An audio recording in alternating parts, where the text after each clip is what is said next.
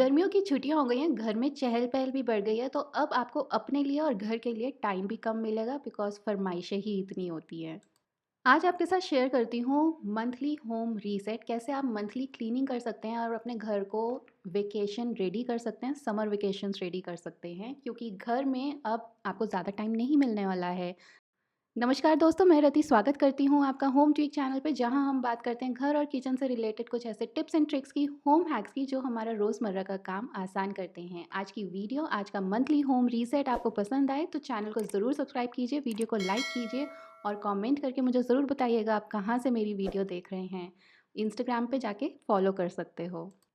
गर्मियों में कपड़ों का काम बहुत ज़्यादा बढ़ जाता है, स्वेटिंग इतनी होती है, गर्मी इतनी लग रही होती है, तो हम दिन में कम से कम 2 चेंजेस 2 से 3 चेंजेस तो करते ही हैं। उससे हमारा लॉन्ड्री लोड बढ़ जाता है और कपड़ों को सँभालने का लोड भी बढ़ जाता है, तो उसको हाथों हाथ हैंडल करना, पाइल अप मत रखना, पाइल अप रख भी रहे हो तो अलमारी में एक ऐसी जगह बना लो जहाँ पे कि आपने अगर कपड़े फ़ोल्ड भी नहीं किए हैं, तो वहाँ पे आप डंप कर दो। जब आपको टाइम मिलता है, दोपहर को टाइम मिलता है, शाम को टाइम मिलता है, वो फ्री टाइम में आप कपड़े फ़ोल्ड करके रख सकते हो।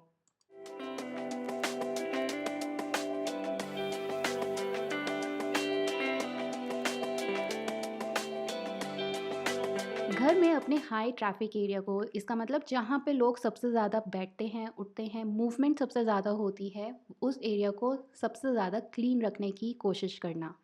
ज़्यादा आपको कुछ नहीं करना है, डस्टिंग वगैरह ज़्यादा आपको नहीं करनी है, बट हाँ, अगर चीज़ कोई फैली हुई है, उसको बस ठीक रख दो, अपने ठिकाने से रख दो, तो आपका वो एरिया हमेशा ऑर्गेनाइज़ रहेगा।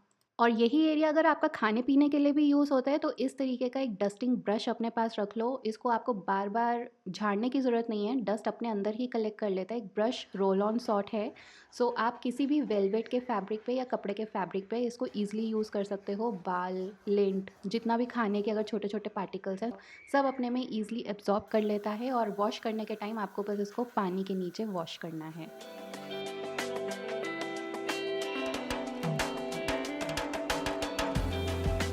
स्पेशली ये जो मई जून का मंथ होता है ना, इस मंथ में तड़कती भड़कती गर्मी में आपने भी लोड नहीं लेना, नहीं तो आपका भी पारा हाई हो जाएगा। छुट्टियों के टाइम में ऐसा होता है कि हमारी जो घर की काम वालियाँ हैं, हाउस हेल्प्स हैं, वो भी छुट्टी पे चली जाती हैं, तो सारे घर का काम हमारे सिर पे ही आ जाता है। तो अगर आप डेली डस्टिंग और मॉपिंग नहीं भी कर पा रहे हो, तो झाड़ू एक ऐसी चीज़ है जो कि आप डेली घर पे लगा सकते हो और अगर आपके पास वैक्यूम है, तो और भी अच्छा है। आपका गंद जो है इधर-उधर उड़ेगा नहीं, मिट्टी इधर-उधर नहीं उड़ेगी, तो आपका डस्टिंग का काम भी कम हो जाएगा। बट अगर आप वो नहीं कर पा रहे हो, तो झाड़ू एक ऐसी चीज़ है जो कि आप सुबह-शाम अपने घर में लगा दो, ज़्यादा टाइम भी नहीं लगता और घर साफ़ भी लगता है, कूड़ा-करकट निकल जाता है घर से।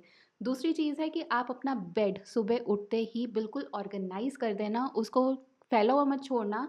मेरे घर का एक सबसे पहला रूल है, मैं जैसे ही बेड पे से उठती हूँ, मैं पूरा बेड अपना बना देती हूँ, जो कि मुझे पूरा दिन के लिए ऐसा लगता है कि पता नहीं मेरा कितना बड़ा काम निपट गया और ऐसा लगता है कि एक रूम मेरा फुल ऑर्गेनाइज़्ड है, इसको मुझे टच करने की ज़रूरत नहीं है। बेडरूम में एक जो सबसे बड़ी वाली चीज़ होती है ना, वो बेड ही होता है और अगर वो फैला हुआ हो तो आपका पूरा का पूरा कमरा फैला हुआ लगता है।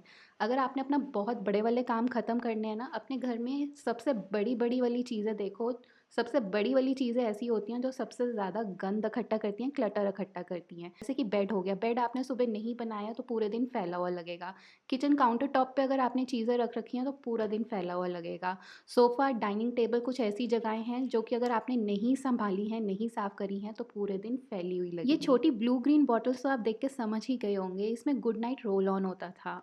मैंने इनको वॉश करके, क्योंकि ख़त्म हो चुकी हैं, वॉश करके इनको रीयूज़ किया है और इनमें कुछ मैंने अपने एसेंशियल ऑयल्स डाल दिए हैं, जैसे कि एक में है यूकेलिप्टस ऑयल और दूसरे में है लेमन ग्रास ऑयल।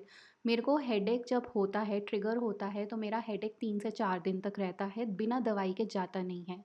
तो उस टाइम पे मैं क्या करती हूँ कि अपने बेड लिनेंस पे, चाहे चद्दर हो, मेरा तकिया हो या मेरे पीछे कुशन्स हो, उन सब पे मैं यूकेलिप्टस ऑयल लगा देती हूँ और 2 दिन में, मैक्स टू मैक्स 1 दिन में, 24 आवर्स में मेरा हेडेक ख़त्म होने लगता है।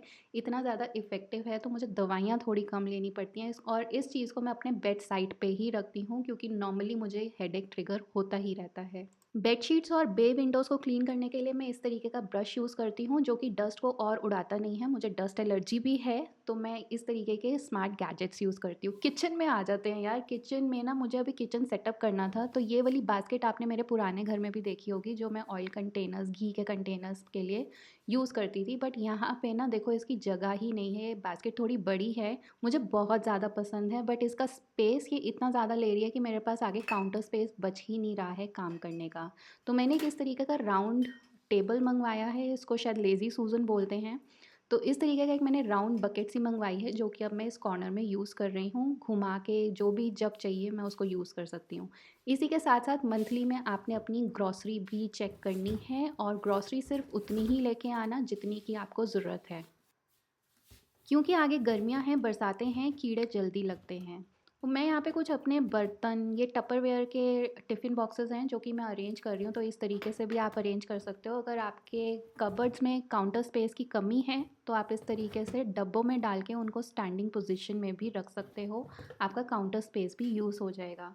आ जाते हैं मेरे फेवरेट पार्ट पे, जो कि है डी क्लटरिंग। तो ये वाली डिश वॉशर की बास्केट आपने देखी होगी, पिछले घर में मैं यूटिलिटी में यूज़ कर रही थी। इस घर में आके मैंने इस तरीके का केक पैन्स, मफ़िन पैन्स ये सब निकाले हैं, बिकॉज़ इनका जंग लग गया था, काफ़ी टाइम से यूज़ नहीं हुए थे। मोर ओवर इस घर में आके मुझे ये टोस्टर भी मिला, जो कि पुराने रेंटर्स का था और इनका टूटा हुआ था, इन्होंने पता नहीं क्यों सँभाल के रखा हुआ था, तो क्लीनिंग करते हुए मुझे मिला। तो वो मैं फेंक रही हूँ, आई मीन रद्दी में जा रहा है ये सब, जितना भी इलेक्ट्रिकल का वेस्ट है। प्लस ये प्लास्टिक वेस्ट भी मेरा निकला है, काफ़ी चीज़ें मैंने डिस्कार्ड कर दी हैं। तो ये सब कल के कल ही रद्दी में चला जाएगा और घर थोड़ा-सा खाली हो जाएगा। ज़्यादा लोड ना लो और इन समर वेकेशंस को अपनी फैमिली के साथ एंजॉय करो, इन छोटे-छोटे टिप्स एंड ट्रिक्स के साथ, जिसमें आपका काम कम हो।